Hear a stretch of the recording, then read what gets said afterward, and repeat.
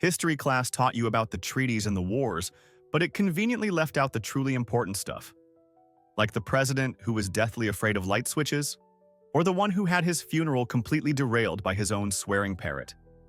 For the next 30-some minutes, we're exposing the 32 weirdest, dumbest, and most bizarre habits these leaders thought they could hide from the world.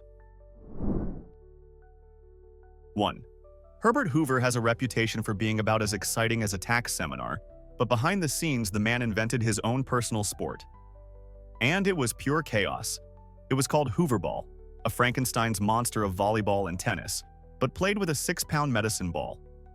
Imagine trying to spike a small cannonball over a net.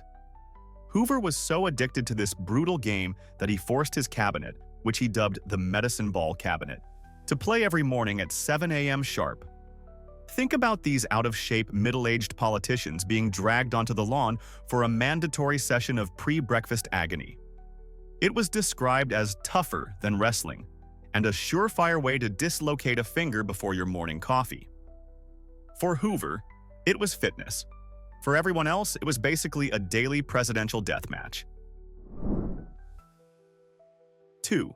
Dwight D. Eisenhower was a man who commanded the largest amphibious invasion in history and stared down the nuclear threat of the Soviet Union. He was a titan of the 20th century. Yet, his most persistent and frustrating enemy was a single fluffy-tailed squirrel. Ike, a passionate golfer, had a pristine putting green installed at the White House. But one particular squirrel saw it as the perfect place to bury its nuts, turning his personal Augusta into a lumpy mess. Eisenhower didn't just get mad. He declared total war. He issued direct orders to his senior staff, men responsible for national security, to neutralize the rodent threat by any means necessary. It's an incredible image. A 5-star general, architect of victory in Europe, being thoroughly outmaneuvered by a squirrel whose only strategy was berry nuts here. 3. Bill Clinton is famous for his razor-sharp mind and political savvy, but he channeled that immense brain power into a single, all-consuming obsession: the New York Times crossword puzzle. This wasn't just a way to pass the time. For Clinton, it was a high-stakes daily battle of wits. Aides reported that he would attack the puzzle with ferocious intensity, sometimes finishing the notoriously difficult Saturday edition in under 10 minutes, a feat most mortals can only dream of. He did it every single day, regardless of national crises or international summits. It was his ultimate stress relief valve, and he would often mutter and curse under his breath if a particularly tricky clue stumped him. It proves that even a man with the nuclear codes can be humbled by a 5-letter word for a Lithuanian river god. 4. Harry S. Truman's famous motto was, "The buck stops here," a symbol of his no-nonsense, decisive leadership. But what was the secret fuel behind this unshakable resolve? It wasn't a hearty breakfast or a strong sense of patriotism, though he had those too. It was a shot of bourbon. Specifically, a shot of Old Grandad whiskey at 5:30 in the morning, every single day. Before the sun was even up, while the rest of Washington was still asleep, Truman was on his brisk morning walk, followed immediately by what he called his medicinal dose of whiskey. This wasn't a relaxing nightcap. This was his ignition sequence. It's the ultimate old-school power move, a daily routine that basically announced, "I've got a Cold War to manage, but first let's get things started with a little firewater." 5. In the 1830s, the Sultan of Oman decided to send President Martin van Buren a diplomatic gift. It was not, however, a nice rug or a box of spices. It was a pair of live tiger cubs. Now, a normal person's reaction would be a mix of terror and a frantic call to the nearest zoo. Van Buren, however, was apparently thrilled.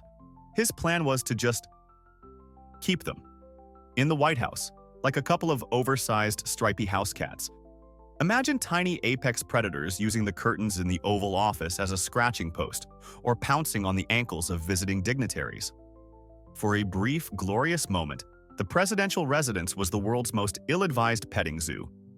It took an act of Congress, who argued the tigers were technically property of the United States, to finally force a reluctant Van Buren to send his little death kittens to a zoo. 6.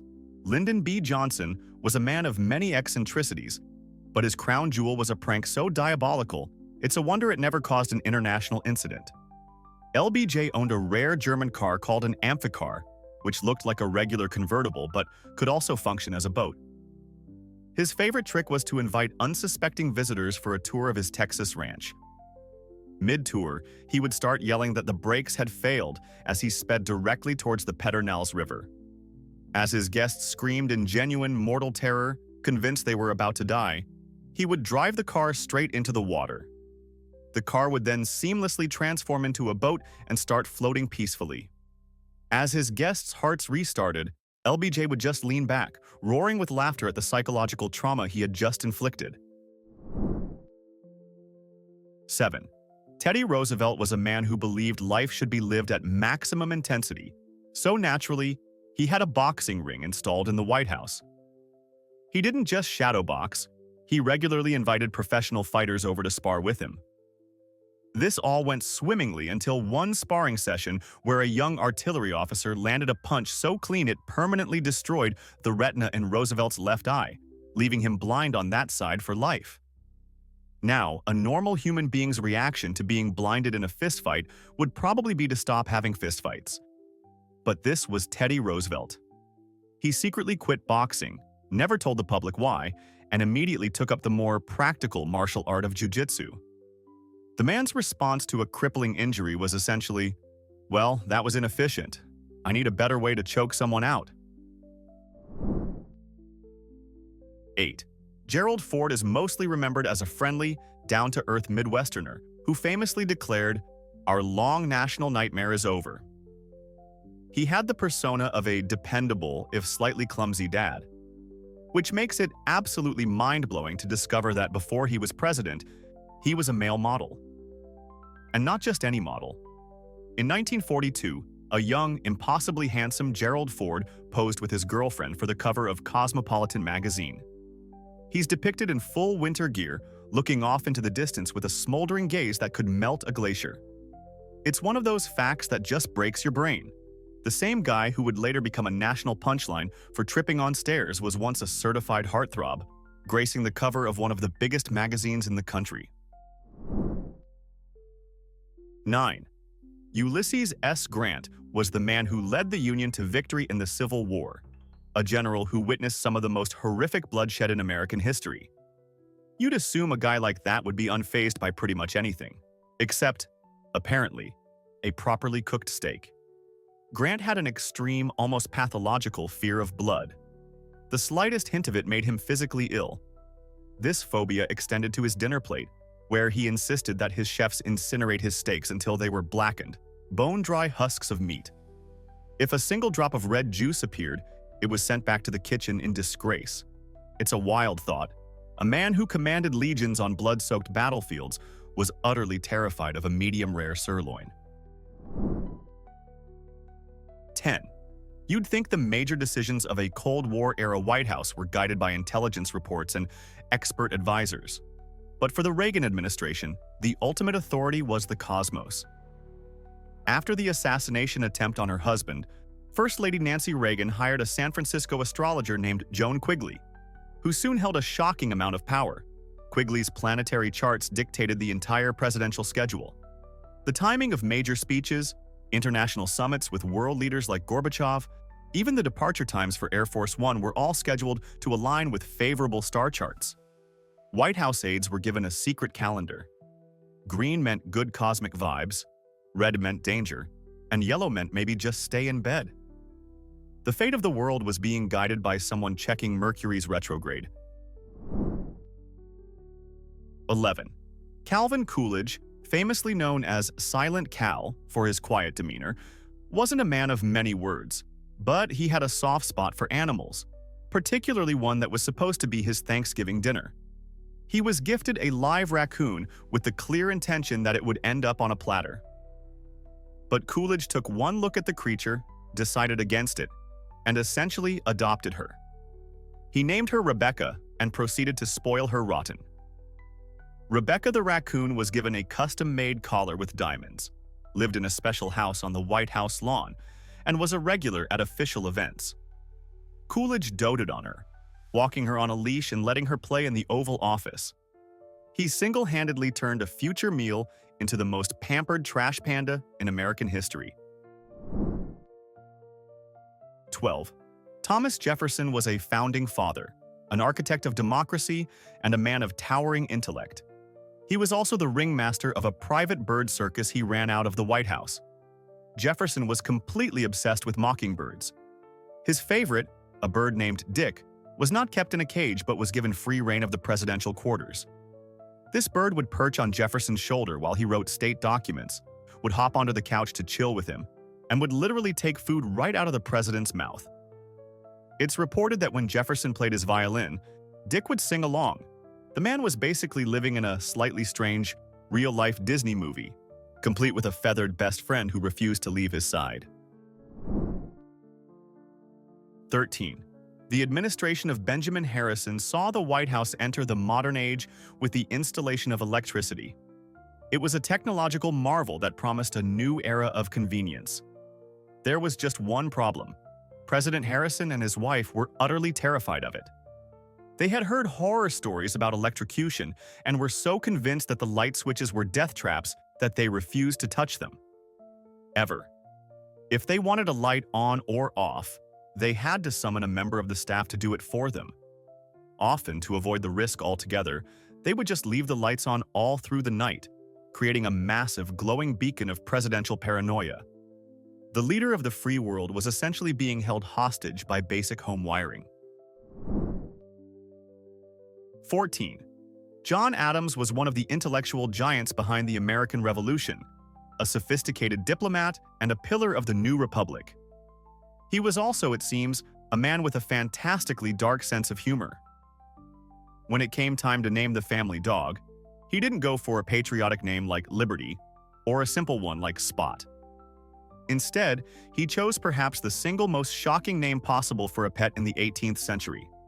He named his dog Satan. Take a moment to picture this: the second president of the United States, a pious New Englander, standing on the lawn of the White House and shouting, "Satan, here, boy." It's a move so bizarre and hilarious, you have to respect the sheer audacity of it. 15. William Howard Taft was our nation's largest president, a man tipping the scales at over 300 pounds. This presented a unique architectural challenge for the White House: the bathtub. The existing tub was simply not going to work. While the story of him getting stuck might be folklore, the solution was very real and very, very big. Taft had a custom tub built that was less of a bath and more of a small lake. It was over 7 feet long, nearly 4 feet wide, and weighed an actual ton. It was so colossal that 4 grown men could comfortably sit inside it at the same time. It was an engineering marvel of porcelain, a monument to presidential girth that remains, without a doubt, the most legendary piece of plumbing in U.S. history. 16. It's the kind of problem only a president has. What do you do when the King of Siam sends you a literal herd of elephants as a gift? If you're President James Buchanan, you apparently give serious thought to just letting them loose on the White House grounds. After receiving this enormous and wildly impractical diplomatic gift, Buchanan was faced with a genuine crisis of what to do with several multi-ton animals. Instead of immediately calling every zoo in the country, he reportedly considered creating a presidential elephant sanctuary right there in Washington, D.C. For a glorious, fleeting moment, America was on the verge of having pachyderms chilling on the South Lawn. Unfortunately, the Civil War broke out, forcing the government to focus on slightly more pressing issues and robbing the nation of its weirdest potential tourist trap. 17. Grover Cleveland was president when the telephone was the hot new tech, but he viewed it with the kind of deep, primal suspicion a caveman might have for a microwave. He was convinced this strange talking box was a disaster waiting to happen, especially in the hands of his staff. So he devised a truly presidential solution. He'd just answer the phone himself. Imagine being a senator with an urgent national security question, calling the White House, and having the actual, very busy President of the United States pick up like a grumpy receptionist. It is the ultimate act of executive micromanagement, a man leading a country who decided to add switchboard operator to his long list of duties. 18. George Washington, the stoic general, the revered founding father, the face of the nation, and in his private life, a complete and total mule geek. While projecting an aura of dignified leadership, Washington was secretly consumed by a personal quest he called muleology. He was utterly convinced he could breed a superior American mule, an animal with the strength of a horse and the brains of a donkey. He pored over genetics like a mad scientist, wrote countless letters on the subject, and practically begged the King of Spain to send him a prized stud donkey. He became America's first and greatest mule evangelist.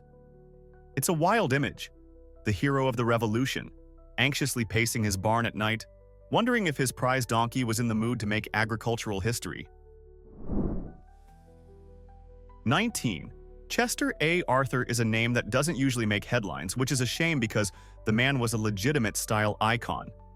His nickname was the Dude President, and it wasn't ironic. His obsession with his appearance was legendary, and it's all summed up in one unbelievable fact. He owned 80 pairs of pants. 80. Let that number sink in. That is not a wardrobe. That is an entire ecosystem of trousers. He was known for changing his entire outfit several times a day, living a life of extreme luxury. You have to imagine that the biggest crisis in the Arthur White House wasn't about budgets or treaties, but the agonizing daily choice between his tweed, plaid, or cashmere trousers.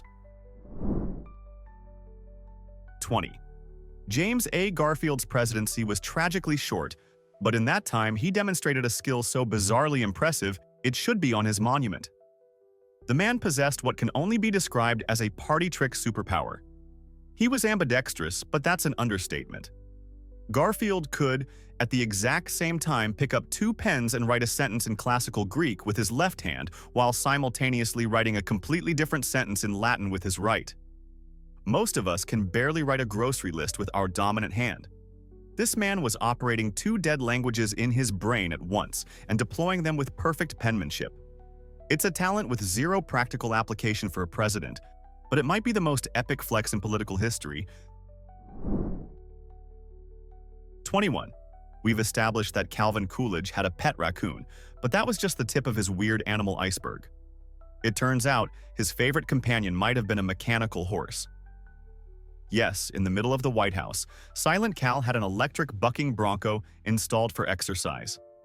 The image is one of beautiful, quiet absurdity.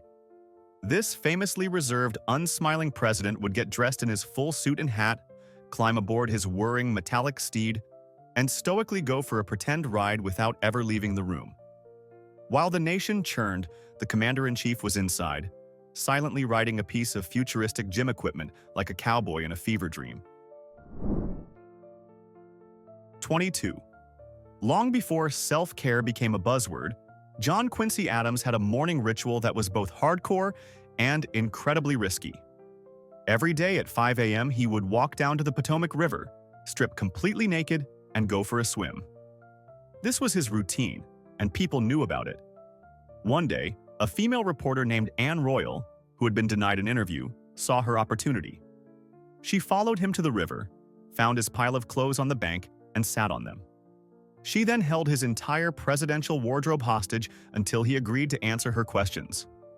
This led to what is surely the most awkward interview in American history. The President of the United States, naked and treading water, shouting answers to a reporter on the shore. 23. As the Watergate scandal imploded his presidency, Richard Nixon grew increasingly paranoid and isolated. In his final desperate days in the White House, he reportedly found some very unusual advisors. The portraits of former presidents hanging on the walls. Members of the White House staff claimed they would find Nixon wandering the halls late at night, often with a drink in hand, engaging in deep, one-sided conversations with the paintings. He would apparently ask them for guidance, rant about his political enemies, and even argue with the silent, painted figures of Lincoln or Washington. It's a hauntingly bizarre image. The most powerful man on earth at the breaking point, seeking counsel from ghosts on a canvas. 24. When most people think they've seen a UFO, they tell a few friends and maybe post about it online. When Jimmy Carter saw one, he filed an official report. Years before becoming president in 1969, Carter, then governor of Georgia and a trained engineer, witnessed a bizarre, luminous object in the sky. He described it as changing colors, hovering, and then darting away at high speed. He was so certain of what he'd seen that he filed a formal report with a national UFO investigation group. This makes him the only U.S. president to ever officially document a UFO sighting. He even promised during his presidential campaign to release all classified government files on the subject if he won. The man with his finger on the button also had a run-in with the unexplained. 25. Andrew Johnson had a presidency that was, to put it mildly, a dumpster fire. He was constantly at war with Congress, deeply unpopular, and became the first president to be impeached. It must have been an incredibly lonely job. But Johnson found companionship in the most unlikely of places: his bedroom floor. During the height of the impeachment crisis, he began tending to a family of mice living in his room. Instead of calling an exterminator, he basically adopted them, leaving out little piles of flour and bowls of water for his furry friends whom he called his little fellows. While a political storm raged outside, the President of the United States was running a secret bed and breakfast for rodents. It's a strangely touching image of a man who found more reliable allies in mice than in his own cabinet. 26. George Washington was the victorious general of a revolution fought to overthrow a monarchy. The new nation was founded on ideals of liberty and equality, free from the pomp of European courts. So, naturally, one of Washington's first acts as president was to ban handshakes and insist that everyone bow to him instead. Seriously. He was obsessed with establishing respect for the presidency and felt a simple handshake was far too common. He required a formal, stiff bow from all visitors. You have to imagine the profound awkwardness for people who just spent 8 years fighting a war against a king, only to find themselves practicing their bowing form to meet the new guy in charge. For a moment there, it must have felt like they just traded one King George for another. 27. World leaders are expected to take firm stances on complex issues like trade, foreign policy, and military action.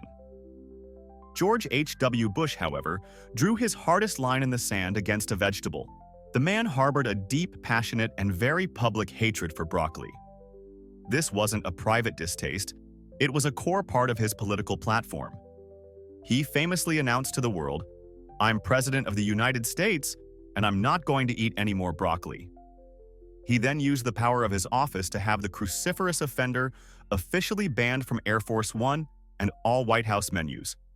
It was a presidential decree against a green vegetable, turning White House chefs into culinary contraband officers. 28. Andrew Jackson was a man known for his fiery temper and a vocabulary that could make a sailor blush. He also had a pet parrot named Pole, who, like any loyal pet, picked up his owner's habits. When Jackson died, his funeral was supposed to be a dignified state occasion. Pole the parrot, however, had other plans. In the middle of the somber service, in front of Washington's elite, the bird suddenly unleashed a torrent of profanity so vile and creative that it stunned the entire crowd into silence. The parrot wasn't just squawking swear words, it was performing a masterclass. The situation became so scandalous that the foul-mouthed bird had to be physically removed from the funeral for heckling the mourners with Jackson's own curse words. 29. John Adams was a key architect of American independence, a deeply pious man from Puritan New England, and a towering intellectual. You'd expect every aspect of his life to reflect this serious, sober-minded persona. Which is why it's so mind-bogglingly hilarious that he named his family dog Satan. Let that sink in. The second president of the United States would stand on the White House grounds and, with a straight face, call out for Satan to come get a treat. Imagine the sheer cognitive dissonance for foreign diplomats being introduced to the First Lady, the First Son, and Satan. It is a naming choice so fantastically out of character and brilliantly weird that it stands as the most metal pet name in the history of the presidency. 30. Zachary Taylor owned a famous warhorse named Old Whitey, a national hero who was arguably more popular than the president himself. Upon retirement, the horse was given the ultimate honor, grazing on the White House lawn. But this celebrity status came at a cost. Fans and tourists who came to see the legendary steed all wanted a souvenir. And their souvenir of choice was a literal piece of him. People would constantly sneak over, grab a handful of his tail, and pluck out hairs as keepsakes. The horse, a decorated veteran, was in a constant state of being slowly and lovingly dismembered by his adoring public. He was a living legend being plucked bald, one souvenir-hunting patriot at a time. 31. Barack Obama cultivated an image of a cool, cerebral, unflappable leader. But beneath that calm, professorial exterior was a massive nerd. Long before he was president, Obama was an avid comic book collector, and his favorite hero wasn't the squeaky-clean Superman, it was Conan the Barbarian. That's right, the skull-crushing, sword-wielding, loincloth-wearing Cimmerian. He was also a huge Spider-Man fan. The mental image is just perfect. The 44th President of the United States, after a grueling day of geopolitical negotiations, unwinding in the Oval Office by reading about a barbarian hearing the lamentations of his women. It's a fantastically humanizing detail that proves even leaders of the free world need a healthy dose of pulpy escapism. 32. After the devastating death of his young son, Willie, Mary Todd Lincoln fell into a deep depression and became consumed by the spiritualist movement. This wasn't just a passing interest. She began holding full-on seances in the Red Room of the White House, complete with professional mediums, in an attempt to contact her dead son. The weirdest part of this already strange story is that Abraham Lincoln himself, the man burdened with saving the Union during the Civil War, reportedly attended several of these sessions. Imagine the scene. While the nation was tearing itself apart, the president was sitting in a darkened room, holding hands with strangers, hoping to get a message from the great beyond. It's a haunting, surreal picture of a man seeking comfort anywhere he could find it. And that's our tour through the Presidential Hall of Fame and shame. We scoured the history books for 32 of the absolute weirdest stories we could find, but we know for a fact that this is just scratching the surface. So here's the challenge. What's the single most bizarre, unbelievable presidential story that we were dumb enough to leave off this list? Prove us wrong in the comments below. And if we earned it, show some love to that subscribe button.